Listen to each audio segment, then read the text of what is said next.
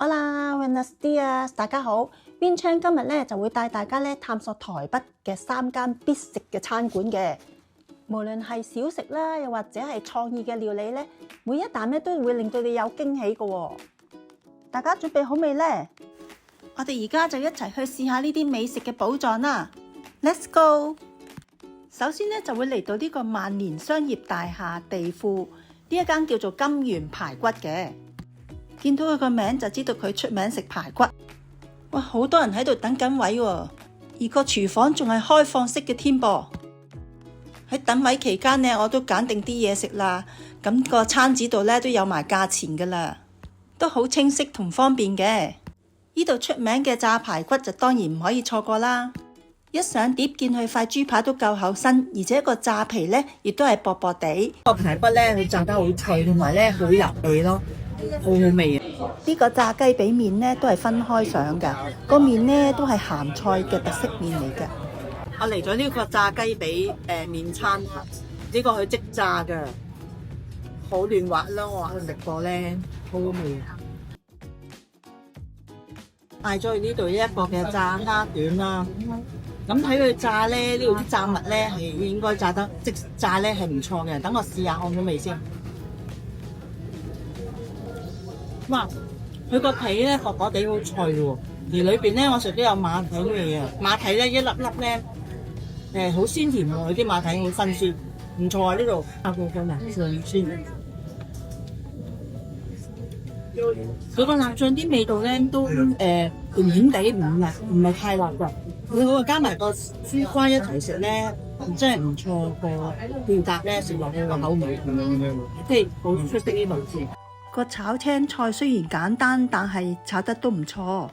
呢間都係馳名嘅懷舊老店嚟㗎，所以喺我哋食嘅期間都源源不絕啲人喺度排緊隊㗎。大家都可以不妨嚟試下呢個老味道嘅感覺㗎。第二站呢，就準備同大家咧去呢一個嘅迪化街咧入邊一個永樂市場嘅。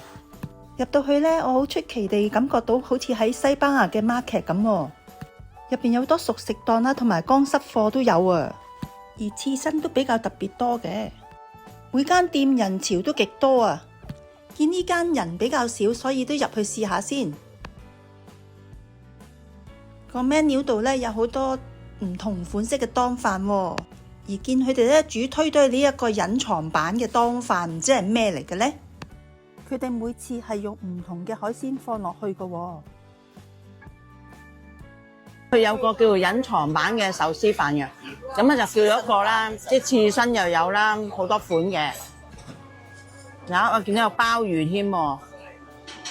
呢個鮑魚就係佢哋今期隱藏版嘅海鮮嚟㗎啦。跟住就叫咗呢一個咧金林海鮮檔，咁好多啲刺身望埋都新鮮嘅。有個呢啲魚仔喺度㗎，wasabi嚟㗎，幾好喎！同埋佢呢個嘅 wasabi 咧係先整嘅 wasabi 嚟㗎。呢度咧就係迪化街永樂嘅布市場入邊嘅一個小食嘅地方啊，好多人排隊。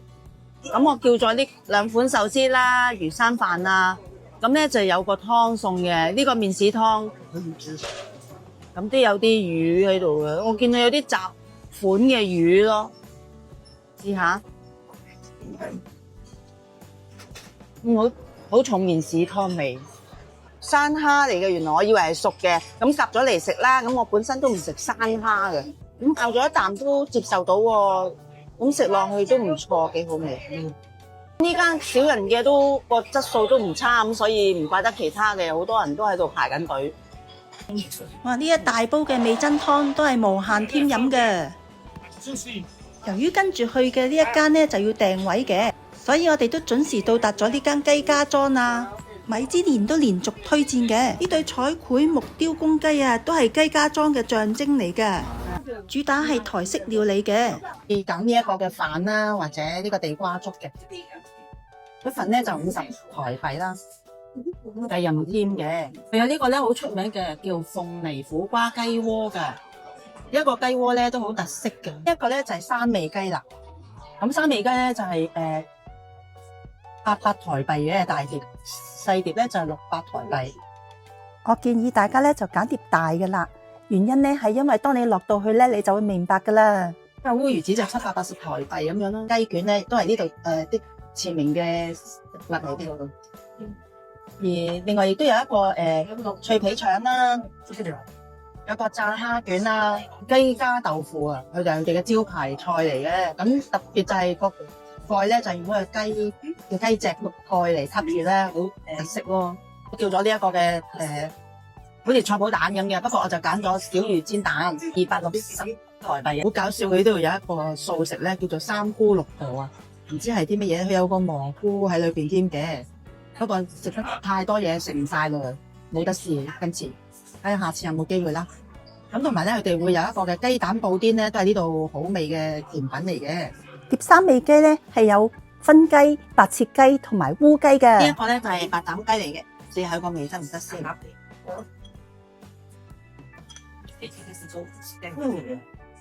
味喎，即係新鮮啊，唔係一定唔係雪藏嘅。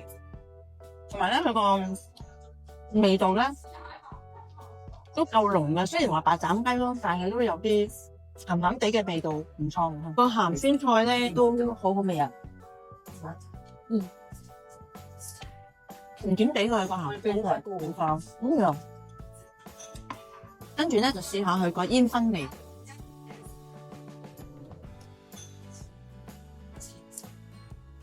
睇下。試下先，呢個煙燻味嘅雞咧，佢係俾雞髀㗎，其他兩個就係雞肉、雞胸位啊咁樣。都幾特色喎！佢呢個煙燻味咧，同埋都佢唔係話好滑嗰種，但係咧有質感嘅，咬落去咧唔韌嘅就好味。試埋個烏雞咧，就話俾你聽邊隻好食啲，睇下個味道有乜唔同分別先，大家望下。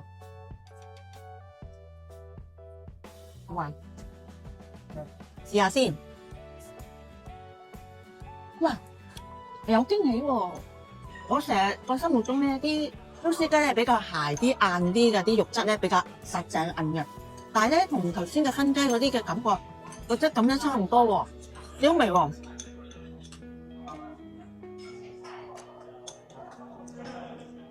買個皮咧薄薄地，好脆啊，幾好食嗰個。咁咧，呢3款嘅雞咧，我都係會選擇燻雞先，因為燻雞咧個味係好入味啊，好香。另外嗰兩隻都好食，但係如果我揀，我會揀燻雞係首選。由於咧頭先叫嗰碟咧太好食啦，呢個三味雞，我忍唔住再叫多一碟啦。但係今次嚟咧呢件仲靚仲大件啊，大家睇下，真係好味，我要食啦！呢一款咧就叫做魚仔煎。咁佢就好似我哋煎菜脯蛋咁樣咯，咁佢入邊咧就有好似白飯魚咁樣嘅，咁我試下呢個魚仔煎先，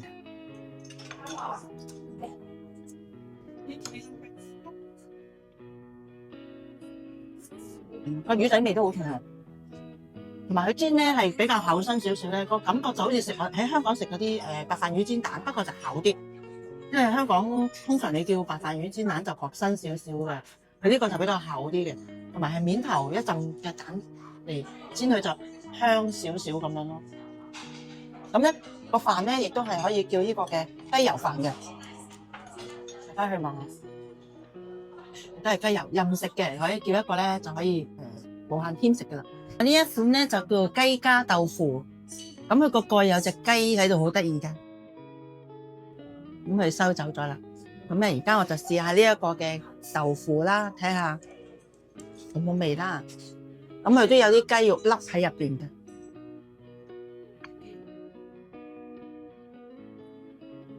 佢個豆腐咧都夠滑身，同埋咧唔會好鹹咯。我食個汁咧，佢個芡汁咧就啱啱好，我感覺咧唔會話好結塔塔㗎，或者好似水咁樣。佢做得好適中啊！呢個芡咧幾靚添㗎，我買個賣相都。佢仲有一個叫地瓜粥㗎，咁係佢哋地道嘅款式嚟嘅又係。咁咧就係無限添食嘅。但係咧每個人一定要叫一款嘅，就唔可以 share。試下先。哇！佢呢個地瓜粥咧好綿咯。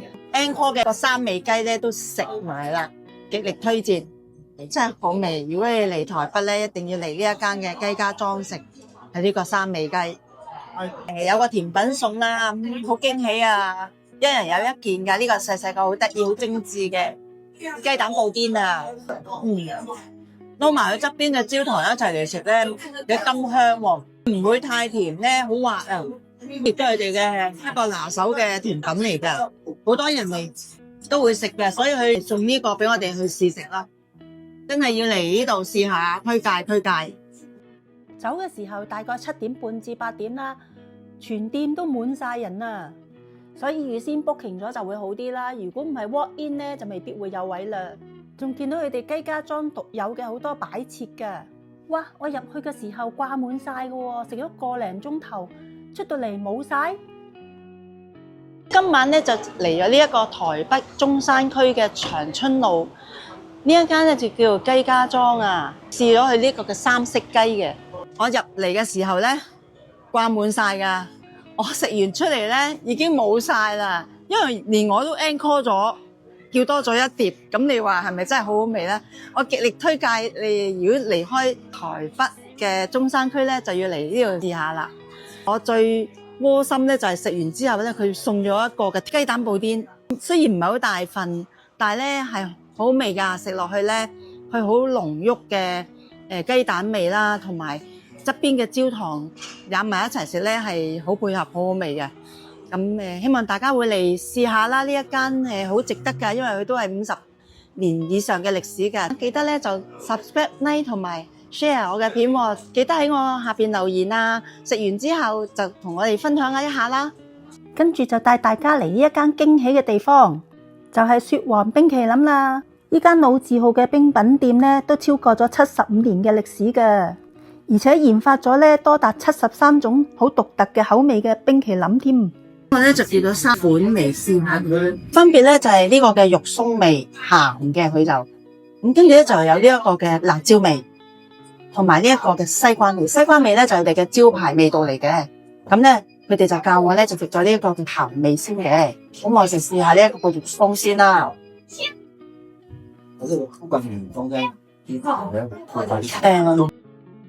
個味道咧都幾似㗎，同埋都幾衝擊嘅個味，真係似肉鬆味嘅豬肉嘅。咁而跟住咧就試下呢一個嘅辣椒味啦，睇下係咪真係好辣先。哇！真係辣過，哇好辣喎！我滗咗少少咋，我都覺得好辣啦！哇，好辣啊！跟住試埋呢個嘅西瓜，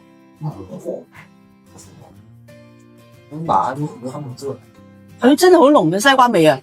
呢個好味啊！咁咧，我睇下試食完咧，睇下會唔會再食到其他嘅款式，再介紹俾大家。哇，好苦啊！我都叫多一個嘅苦瓜試下，因為好好奇。試下個味啲啊！佢咧有啲甘嘅味道喺你個口腔裏邊嘅，真係好甘咯。係苦瓜，佢真係苦瓜做出嚟嘅呢隻，而且仲有其他獨特嘅味道㗎，有豬腳味啦、麻油雞、高粱同紅酒味都有㗎。總結嚟講咧，食咗啲4款嘅雪糕咧，我中意西瓜味多啲。佢有啲西瓜肉啦，因為全部都係先整嘅。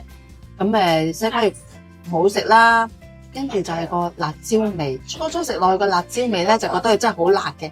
咁食下咧，又覺得比較特別嘅風味咯。咁而家呢個苦瓜咧，又係第一啖覺得好怪怪食佢個感覺。